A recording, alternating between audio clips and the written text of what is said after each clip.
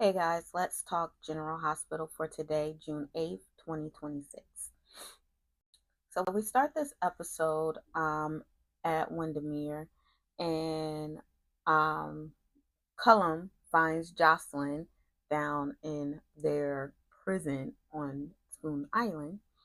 And because I don't know what else to call it. Um, I don't know what else to call it.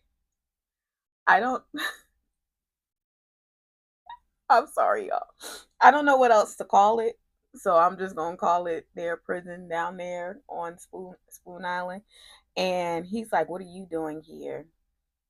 And then he has a guard bring in Oberyn, and Jocelyn is trying to wake Oberyn up to see what's going on, and Cullum leaves because the guy that brought Oberyn was like, "Look, you expected upstairs."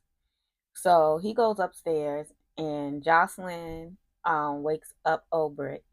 And while she's waking up Obrit, Obrit's like, "Jocelyn Jacks, what are you doing down here?" Obrit finds out that Joss is in the WSB, and she was like, "Oh, that makes complete sense now.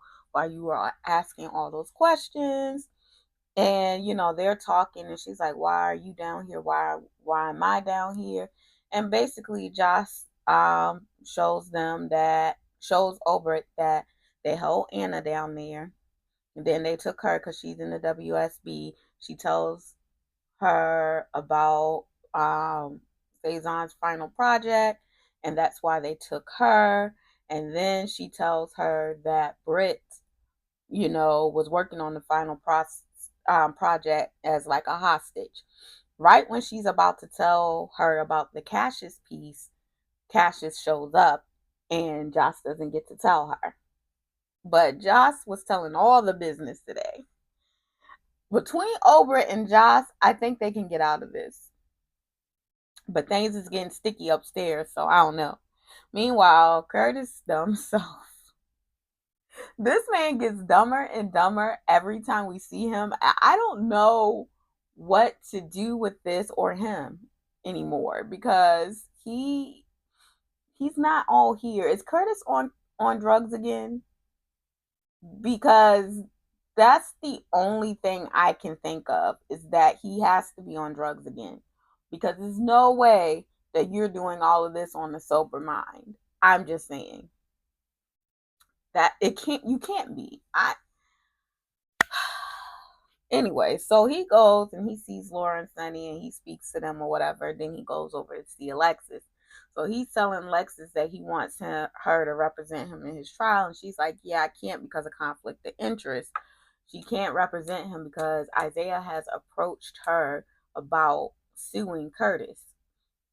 Isaiah is well within his rights. So he she can't do it because of conflict of interest. When Isaiah, even though she's not going to represent him, she can't do it. And he was like, "Oh, we can find a workaround." And she's like, "Yeah, no, Portia is going to testify for the prosecution. And after what I did to her on the stand in December, I can't cross examine Portia again. I can't do it. And my conscience won't let me do it." And I appreciate, because y'all know Portia is my girl and I don't like nobody bothering her. So Alexis doing, even though me and her don't have no issues, her doing that to Portia, I kind of side eye her, but she is truly sorry about what she did to Portia. And we know that she's sorry about what she did to Portia because Curtis was trying to sue Portia for the paternity test. She told him no then. And even though, yeah, ethically she can't do that now, ethically or legally, she can't do that now. She can't represent him, but still, she's like, "Yeah, no." And then I appreciate the conversation that they had because she's telling him, "Yeah, you can go that route." Because he's like, "Yeah, I can make them see that Isaiah isn't good. He left us for dead, blah, blah, blah." She said, "Yeah, you can go that route, but it could backfire on you." And the fact that she said it, it probably will, and that'll be good enough for him. Because again, I don't like nobody messing with Big Mama. And Curtis, you are the biggest one. When Portia told him that day, when she told him if he walked out that door, that she know that their marriage was over. When she told him, "You wasted my time," she ain't never lied, and I ain't never forget. Cause she's right. He wasted your time, and he played with you all this time. Now, do I think he loves Jordan? No. I think Curtis moved on to Jordan because Curtis was playing with Portia, and then he wanted to, because he's a guy, because he wanted to. But is he head over heels in love with Jordan and cares about her so much? I don't get that. And even him saying that Isaiah left them for dead, that's not even him wanting Jordan so much or caring about Jordan. That's not about Jordan at all. That's all about Portia and the fact that she moved on with somebody who did everything you failed at as a husband. You were supposed to protect Portia, and you didn't. You were supposed to offer Portia a safe space, and you didn't. And you failed at all of that. And now Isaiah came in and he offered her all of that, and he gets to reap the benefits because he gets to be with pregnant Portia, and he gets to be in her presence, and you don't. And that irritates you. But this is the bed that you made, so you must lay in it. Anyway, so Isaiah is talking to Portia, and basically, he is going to be a diagnostic doctor. He can't do surgery. They'll make room for him if he is able to do surgery again in the future. They'll make room for him, but right now, it's not looking promising. There's a big question mark on whether he will ever operate again. So there's that. And so he's saying he tells Portia that he's suing Curtis. And she's like, he's well within his rights to do so. And she supports him and she's in his corner 100%. But she's like, can we just wait until after the baby is born? Because with my kids and all of this, like, can we just wait? And Isaiah is okay with waiting because sometimes you gotta do things for your partner. Again, I'm not an Isaiah fan. I can't stand the fact that they have someone the age group of Brooke's son playing her love interest. That just it just rubs me the wrong way. However, Baldy, yeah. So anyway, we got Trina and Kai is like, you gotta focus on you. You can't be focusing on your parents. You can't let your parents' life rule your life. While I get what he's saying, stop lumping Portia into all of that because Portia wants Trina to live her life, and she not tried to drag her into anything. And Trina, that's on Trina and the bald man because he keeps making stuff worse. But I digress. Meanwhile, Lucas is talking to Christina. He finds out that she's going to medical school. And, she encourages him and all of that. Meanwhile, Nathan is talking to Jens. And Jens is just sitting up there eating his meal. Like, all these people is talking to him. And he don't got nothing for them. He's eating his food, okay? I was cracking up at Jens eating because Laura and Sonny basically killed his flight path, and so she's waiting for him to come see her at the Metro Court Gardens, which he does. And they basically say, do what you got to do. He goes back to Windermere, finds out that they got the evidence, and now he knows Lucas took it. But Lucas then called him and told him to meet him at the construction site. This is all a setup because they're trying to catch him in the act of hurting Lucas, basically entrapment.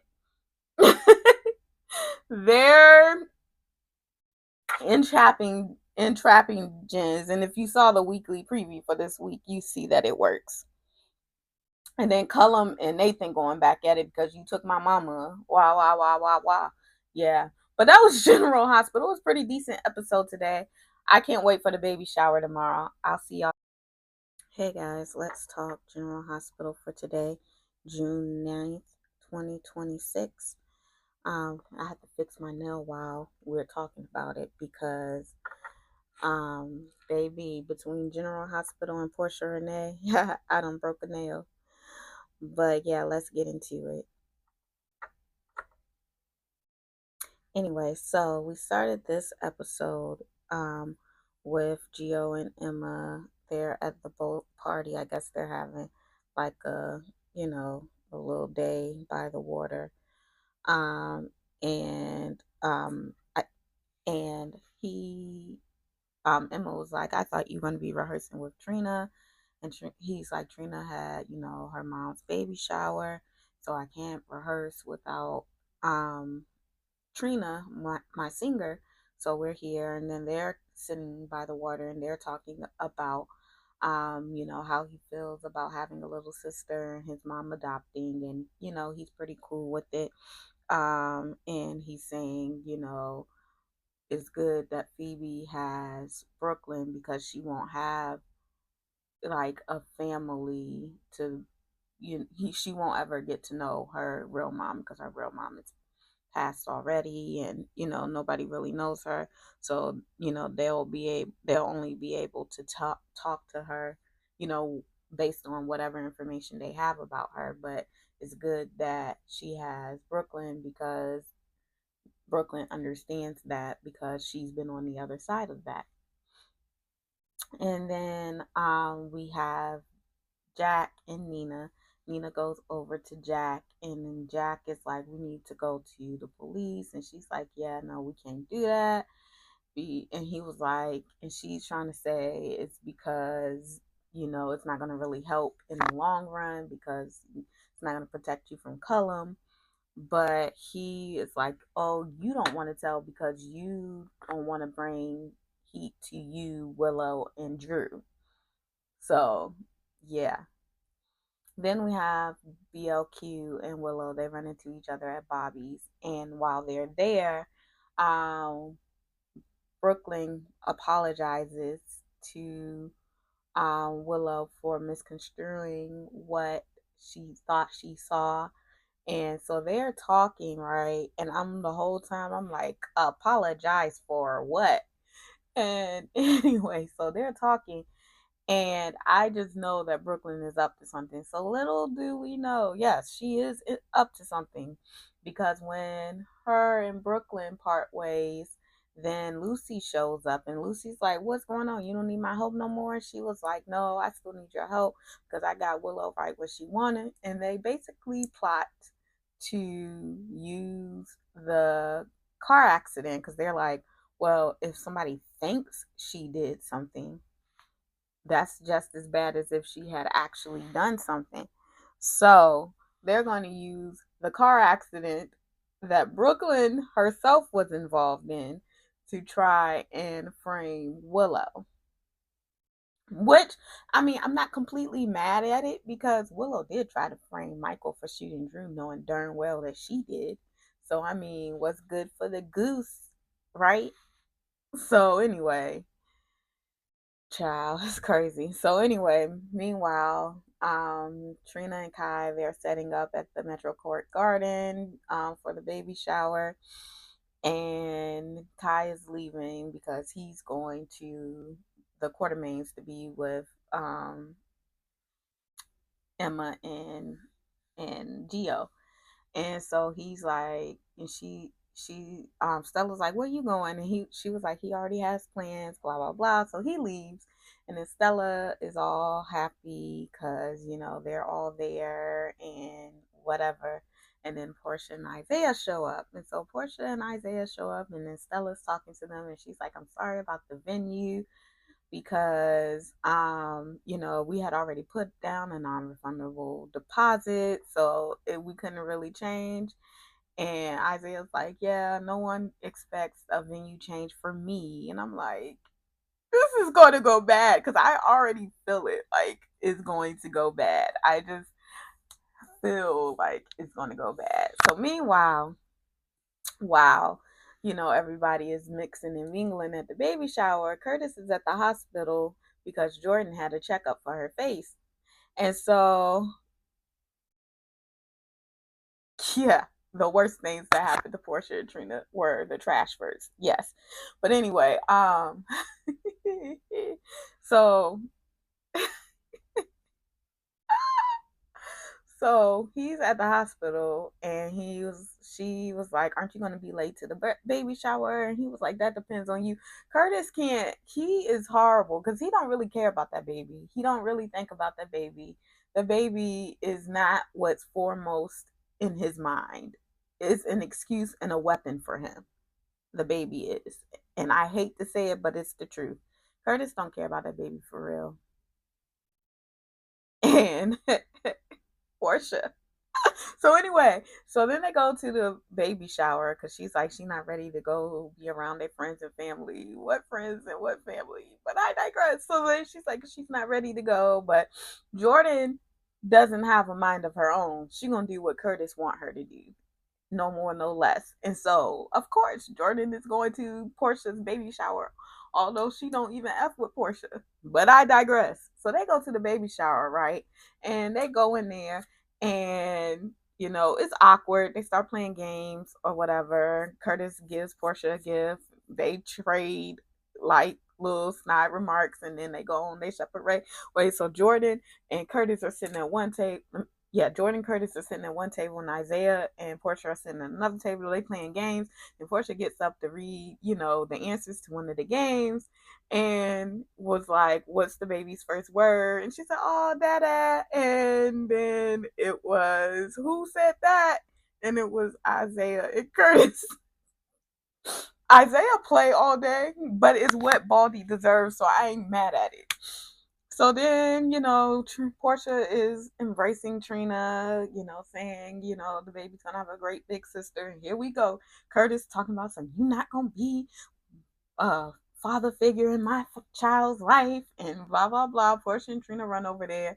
And Curtis is still like, why you bring this criminal here? And Portia was like, you need to chill, because how you gonna raise a baby if you can't even control your temper?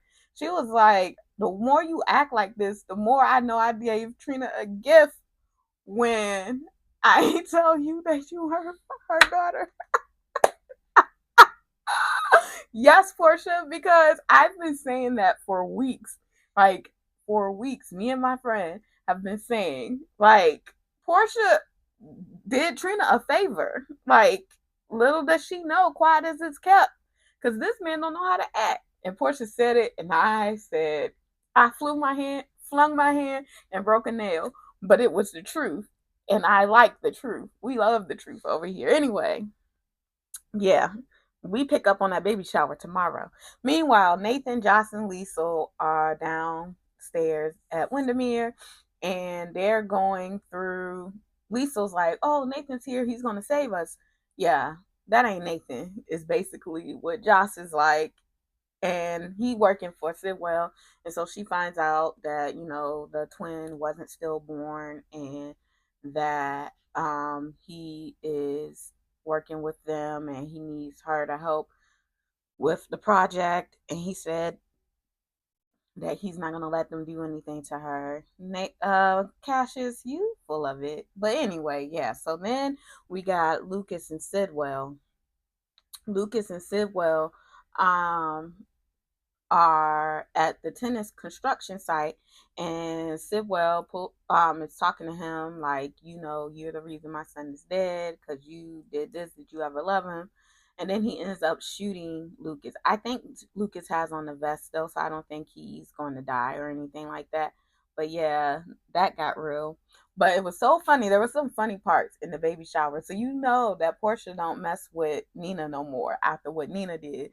But poor Nina is still Curtis's friend. So Nina came to the baby shower to bring a gift, but she trying to run before any of the hosts or anything see. So she but Liz and Felicia try to talk to her, and she trying to run. Girl, it was so funny. Then they start questioning about what are the odds of Jack and Drew both having a stroke in that house. And yeah, that was fun. And then Willow went to go give Jack medicine and he grabbed her. Hey guys, let's talk General Hospital for today, June 10th, 2026. When the soap's so good that you can't even wait to do the recap, like I usually wait until I watch Beyond the Gates and General Hospital to record the recaps and record them together. But something happened with my recording for Beyond the Gates. I got to wait till after 5. So here we are talking General Hospital. So today we pick back up off at the baby shower where we left off yesterday. And remember, Portia was like, you know, the way you acting, I see that I gave Portia Trina a gift, not letting you raise her. And she right. She right. So then Curtis was like, how can you say that to me? And he started going off and like he keep like going off and Portia like we are here to celebrate our child. I'm pregnant due any moment now and you're up here threatening violence. And he goes to again threaten violence even after she said that. So he's not caring about Portia the baby or nothing. He not caring about nothing. So he keeps going and he keeps going. And then Trina is looking at him and she's like, Dad, can we stop? And then he keeps going, still keeps going, even after Trina is like, yo, can you chill out? And so he keeps going. And so Trina leaves. She's like, y'all can have this shadiggity. Y'all can have this. And she leaves. And so they're still going at it. And Stella's like, y'all are doing it. This is y'all fault. I'm like, who is y'all? The two of you? No, no. Because Portia been doing everything in her power since this paternity has been established. She's been doing everything in her power to keep the peace. And this bald MF over here, he keeps doing everything to disrupt the peace because he's jealous. At the end of the day, that's what it boils down to. It's not because he think that Isaiah left him and Jordan on the road. It's simply because he said it yesterday about Portia flaunting Isaiah in front of him. But you bring this, I'm gonna get to her. But yeah, so it's not nothing about Jordan being left on the side of the road. She's stupid enough to think that is about her. It's not why. He's jealous of the fact that Isaiah is with Portia now. Quiet as it's kept, it ain't quiet. And he doing all of this because of that. And so he going off blaming Isaiah, still spouting that same tired line that everybody trying to start. We all sick of. And then Jordan gonna jump in it. And well, Portia, calling things as telling things like they are. Look, yeah, I did what I did, but I'm not going to sit here and take all the blame and act like our marriage was all on the failure of our marriage was all on me. No, it won't all on me. You had just as much to play in it as well as this hoe over here. So like she tired. Like, and I'm tired too, and I'm glad she finally said it because she be letting the people just say anything. And I get it because I'm not going to justify you with an answer. I don't owe you nothing. So I'm not going to like justify, try to clear my name. You're nobody to me. I don't have to do that. But at some point, Portia, stand the F up and tell the people the truth. Like, this nigga ain't perfect. I'm sorry. Excuse my language. But he just get on my nerves so bad. So then Jordan and Portia kind of have like a little back and forth. And then Stella is looking at Curtis like he crazy. So Portia was like, you know what? I'll have the OB and the pediatrician contact you about any future appointments, but don't contact me. I love it. Portia, go for that full custody because he can get it. I'm just saying. This nigga got a leg to stand on.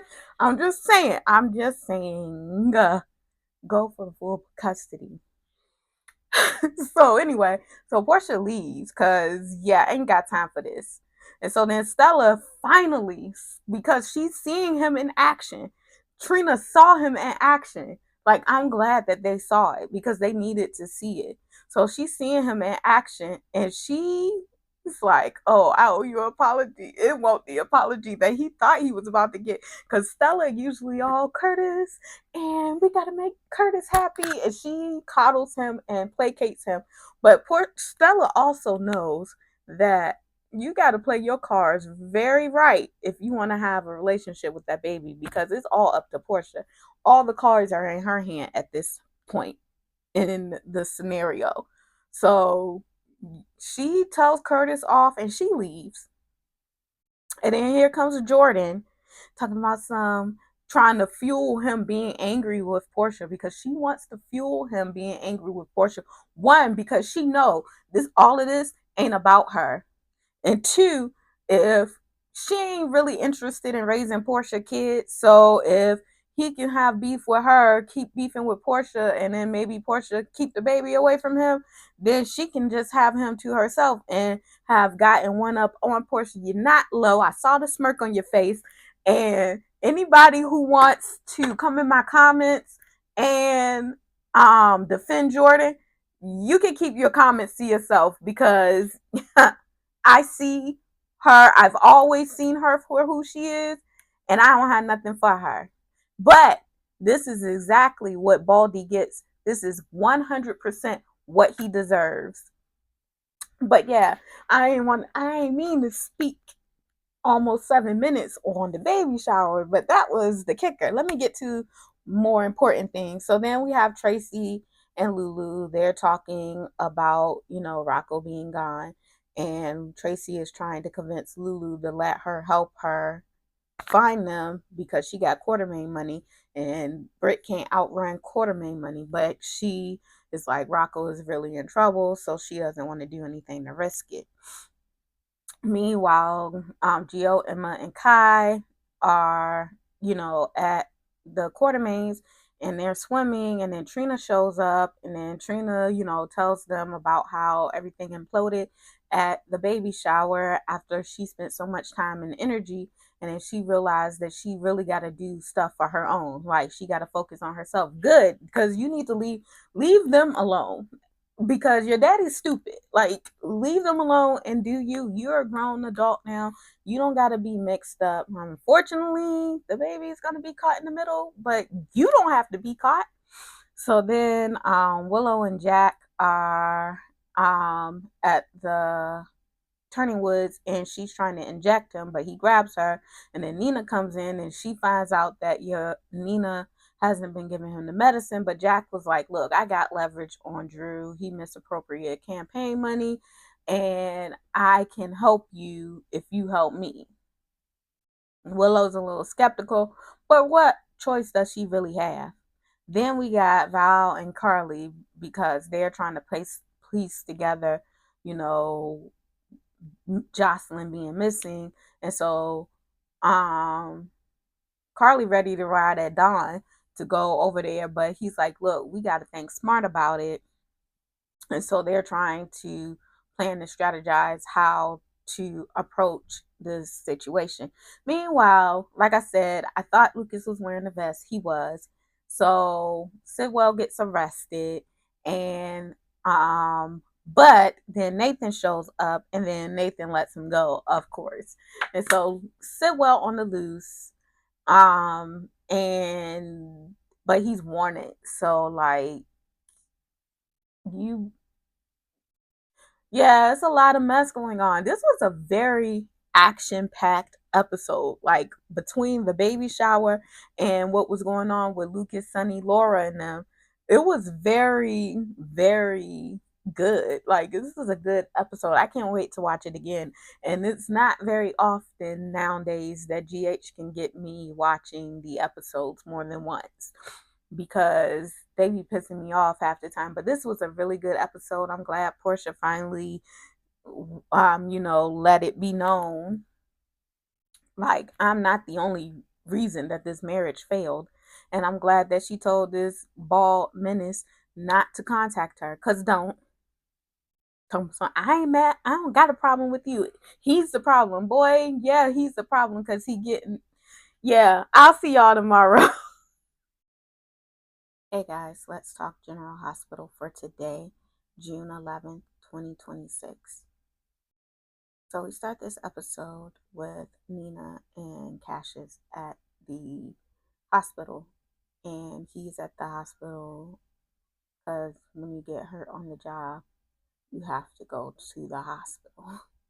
So he's at the hospital after getting beat by Sidwell and his goons so that Sidwell could escape.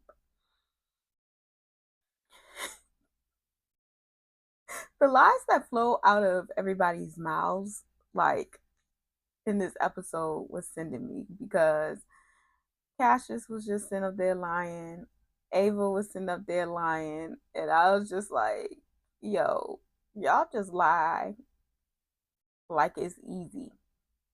Like y'all don't even have to think or prepare for it. The lies just flow. But whatever. So Cassius is talking to Nina, and she's talking about how dangerous this is, and you know then we have Cody, Molly, and James.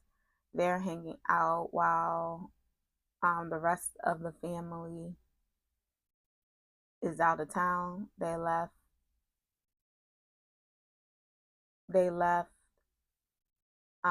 James behind, and they're hanging out, and then they start talking to James, and then the conversation starts to turn to Molly's book. And I'm like sitting there and they're talking, and I'm like, why are they talking to James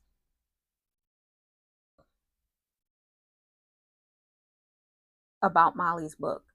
That was crazy to me. But anyway, they're sitting there and they're talking back and forth. And while they're talking, Molly ends up leaving, and then he's left talking to James, and he's talking about how he's going to be going on Molly's book tour with him. And James is like, aren't you going to be bored? And he's like, no.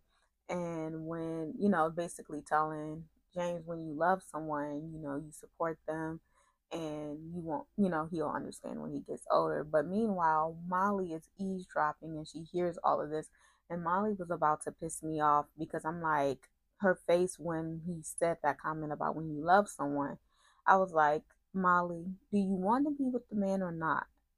But she ended up smiling when he finished his conversation. And then when she came back to speak with him after he dropped James off, she let him know that she heard what he said, but they didn't say I love you specifically to each other. But yeah. So Molly has officially moved on for TJ, that she spent her whole adult life with and part of her adolescence. She's fully moved on from TJ, which is good because TJ is overseas and his mama is across town being a bird. Move on with your life, Molly. Do that. Not saying there was anything wrong with TJ because his mama is a bird, but yeah, Molly, it's time to move on and recover from the Ashfords. Because, baby. And then we have Christina, Alexis, and Sunny. They're wondering why Christina want to meet with them, and they're like, is she in trouble? Because immediately when they think about Christina, they think that something has happened. But Christina comes in, she was like, yeah, it's good news. I got into medical school. And they're like, since when you wanted to be a doctor? Questions we all want to know. But apparently, she says that she's been thinking about this since Adela died. And so she's going to medical school. She took a MCAT prep class, and then took the MCATs, and then applied to medical school. She got into UCLA. Alexis is upset because it's so far away, and she tells them that she's leaving tomorrow. And Alexis is very emotional for her grown daughter to go across the country. She was like, that's like in California. Yeah. University of California, Los Angeles. Yeah. You're smart, Alexis. Anyway, I'm sorry my energy's a little bit off today. We're just gonna get through this. Today's a day. Anyway, so then we have Danny. He's at Bobby's and he's texting um the girl because he needs some help, Charlotte. Meanwhile, she's at Carly's house because she's going to meet with her dad, and her dad, is trying to check on her and put eyes on her because he knows that she's worried about Rocco, and he just want to make sure that she's doing okay. And yeah, so so they're talking, and then he tells her that she needs to stay away from Danny. He knows that they're good friends or whatever, but it's best that she stay away. Well, when you tell kids, especially a teenager, to do something, they're going to definitely do the opposite. So as soon as she leaves Carly's house, she goes directly to goes directly to Bobby's to meet with um what's the boy name? Danny. And he's talking about going to Windermere again. And she's like, it's probably swarming with police, which it is. Not just police, but WSB agents. Meanwhile, Carly comes to see Jens, as we knew that she was going to do, because she is trying to find Jocelyn. So she goes to see Jens, but the WSB directs her to the sitting room, and in the sitting room is Ava. And so Ava and them start talking, and Ava tells Carly that Jens is wanted because he shot Lucas. And she tells her that Lucas is okay. And then she was like, well, I told him that it may be someone that Lucas was in a relationship that killed Marco. And she's like, wait, you did what? She was like, I don't want my nephew shot. But I still don't like how, like, it seems like, I don't know. Did y'all get the impression for the most part until, yeah, she said when she was speaking with Nina, she wants to make him pay for what he did to her nephew. But I just feel like she was brushing it off. Like, I don't know. But then Cullum comes in and he's talking to Ava and Carly. And while he's talking to Ava and Carly, she tells lies fly out of Ava's mouth, and she's just like, oh yeah, I was his art dealer. I wasn't close with Jen's girl. You and Lucy fighting over him. What you mean you won't? Okay, but I digress. So then Carly is talking to Cullum, and while she's talking to Cullum, the maid comes in and says she found a ring in the living room, and it happens to be a ring that Trina gave to Jocelyn that she's had for years. And Carly recognizes the ring as the ring that Trina gave to Jocelyn. So she knows for a fact that Jocelyn is there. So she runs back to tell Valentine and to ask for help getting Jocelyn. And then we have Joss and Liesel. They're down in the bunker, and um, Joss is trying to tell her, build the prototype, but don't make it work, because if it works, then it's gonna blow up half of New York. That's crazy. And so then Cullum comes in, and he has decided that it's time for Jocelyn to die. Why he came in with a knife and not a gun is crazy.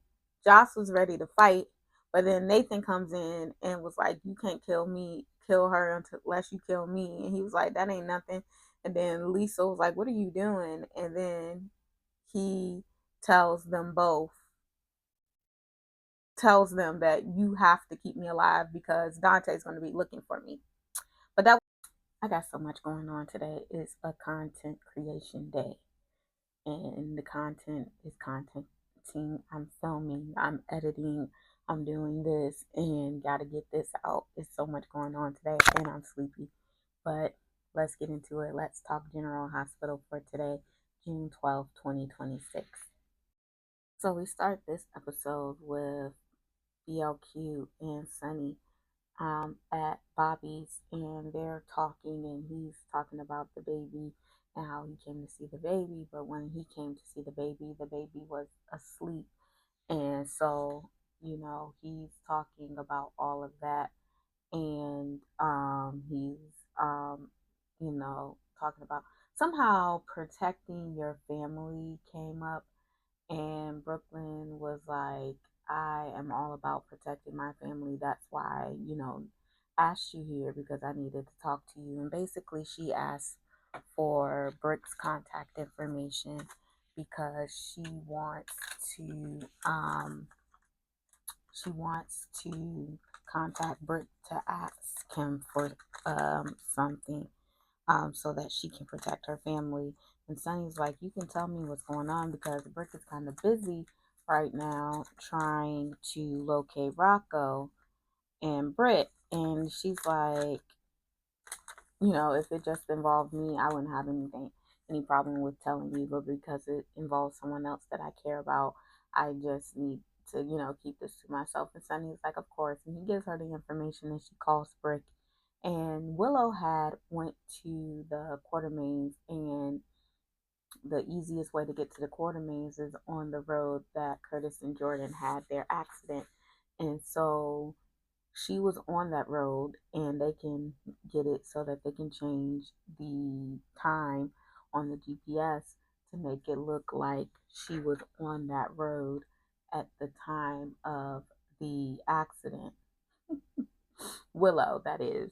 Willow was on the road at the time of the accident, which I'm not mad at because at the end of the day, Isaiah didn't have anything to do with Jordan and Curtis's accident. But at the same time, yes, Brooklyn did, but at the same time, Jordan and Curtis are solely responsible for that accident. So the fact that they're trying to pin it on Isaiah and say that he did it is complete craziness to me because you did it. You caused the accident. You were distracted driving, and that's why you were in the accident, but you want to put it on somebody else. Your face is messed up because of you, and Jordan knows that, but one, she wants to keep up mess with Portia and Curtis because she'll feel safer like she got her hooks in him. Not that I even believe that she wants him that bad. She just wants to get one up on Portia so she can securely have her hooks in it by keeping up mess between Curtis and Portia. Of course, that's what she's going to do. But I can't wait until the stupid look is on their face that it wasn't Isaiah in the other vehicle.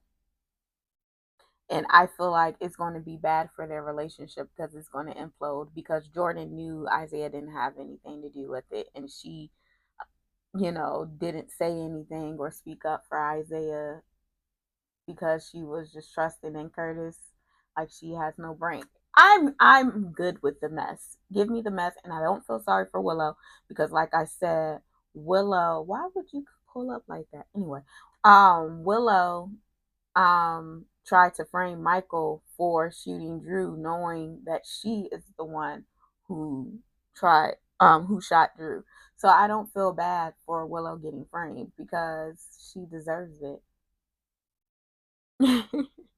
Meanwhile, Ethan and Alexis are at Alexis's house, and they're talking about Phoebe's adoption, and he's reiterating that she can never know about him. And then she's like, "Yeah, deserves to know about Phoebe. And, he was like, yeah, she does, or whatever. And then at the end, it was weird because we see him steal a police uniform and go into the PCPD evidence room and steal some evidence.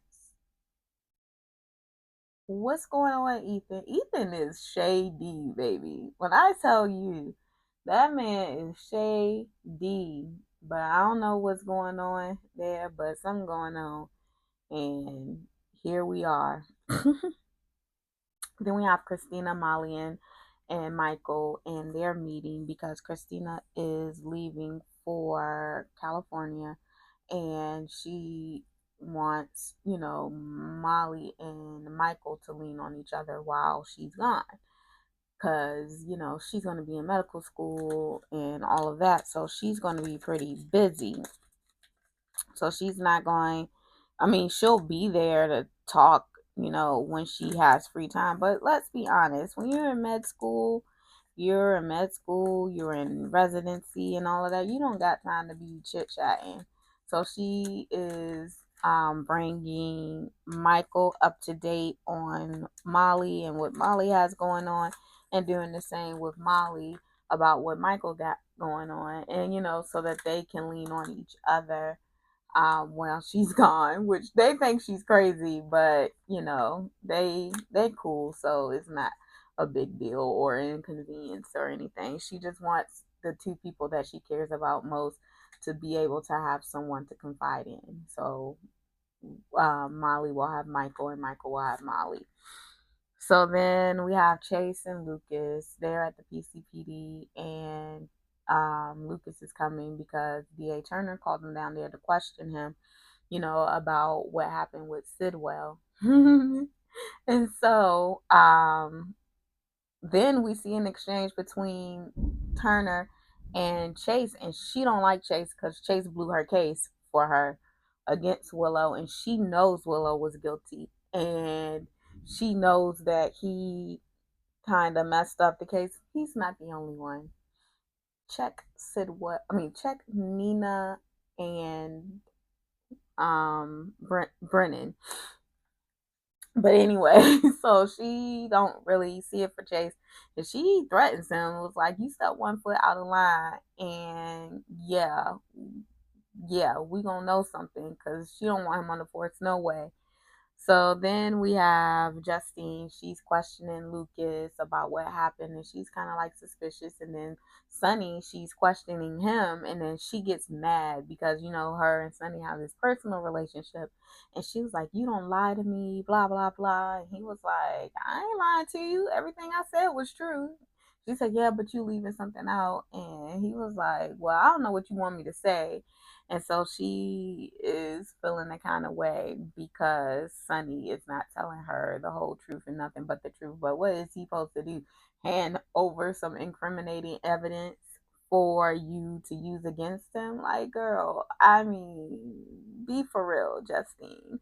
Either you in it with Sunny or you ain't. Like, I don't know what to do. You've already crossed the line, girl. Like, give it up. And then we have Willow and that darn Tracy. And so Tracy lures Willow down to the boathouse, and it works effortlessly. Just like when Portia lured. This is all crazy because I forgot that parallel. Remember last summer when Portia lured Jordan down to Curtis's office? It's the same thing.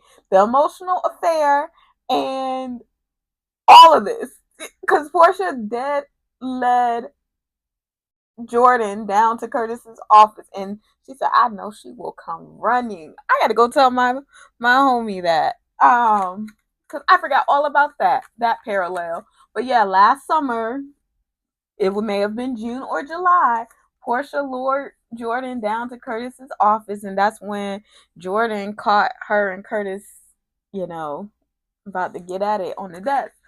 But yeah, and so then they have back and forth or whatever, and she sees Chase walking up, and so when she sees Chase walking up, she says, "Tracy, you're hurting me," and then jumps in the water talking about some Tracy pushed me, and so then Chase is going to arrest uh Tracy. Child, Chase ain't nothing, and neither is Willow. But I feel like they'll get their just desserts eventually. But yeah, that was General Hospital for today. I'll see you guys next week. Have a fun and safe weekend, and we'll be back next